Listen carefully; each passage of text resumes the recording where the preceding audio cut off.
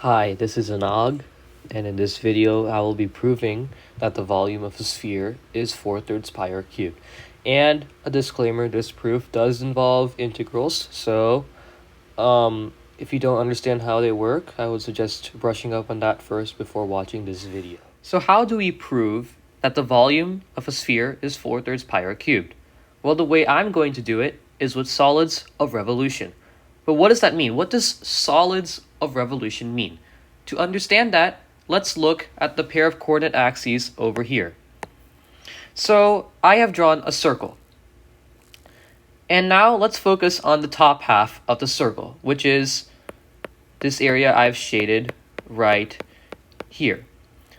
Let's call the surface of the circle the function f of x.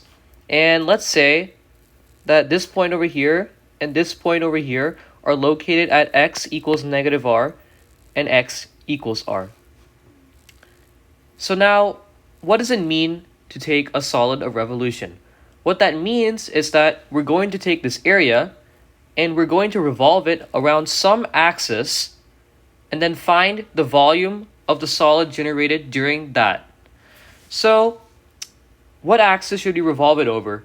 You may have realized by now that if I take this area and revolve it over the x-axis, we are going to get a sphere. So let's revolve it over the x-axis. So to imagine what that will look like, let's take this sliver of circle right here and revolve that little sliver of circle over the x-axis. So if I do that, it'll look something like this. So what it'll give us is a disk. It'll give us a very thin disk. The radius of this disk, the radius is f of x. The radius is f of x because of how we defined the surface of the circle. And let's call the thickness of this disk dx. So what we're going to do is that if we can calculate the volume of this disk, we can add more disks. So what we can do is that from negative r to positive r, we can make thin disks and continually add them together from negative r to r. And if we add like all the volumes of the disks, we can get the volume of the sphere. So how are we going to do that? Well, for that, we need to figure out what the volume of one of these disks is. Well, the volume of one of these disks is going to be the area, which I'm just going to call A right now, and then multiplied by dx, since dx is a thickness. And now to find the total volume of the sphere, we have to integrate the volume of the disks from negative r to r. But the volume of the disk is just the area multiplied by dx. So this equals the integral from negative r to positive r of a dx. But what is a? Well, you may have realized that the area is just referring to a circle, and the area of a circle is pi r squared.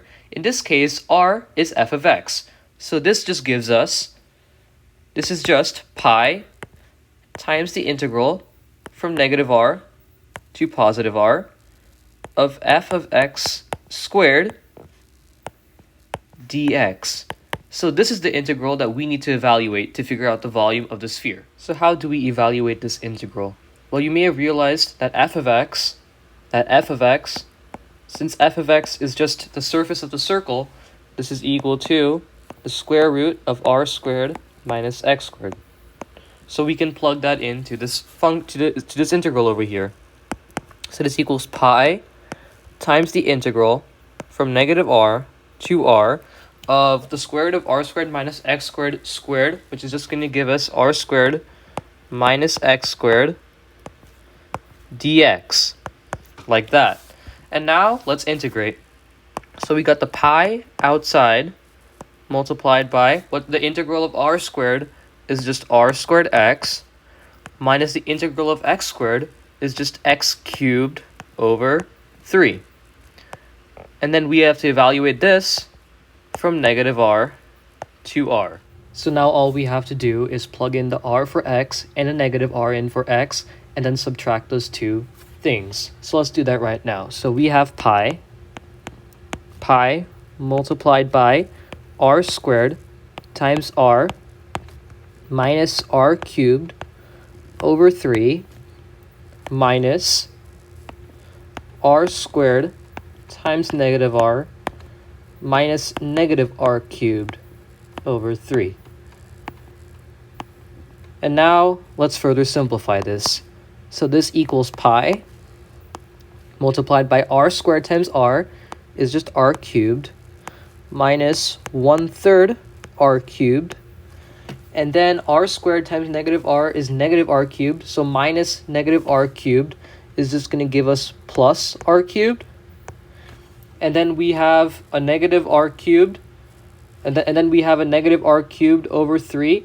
But there's a minus right here. So that gives us a plus r cubed over 3.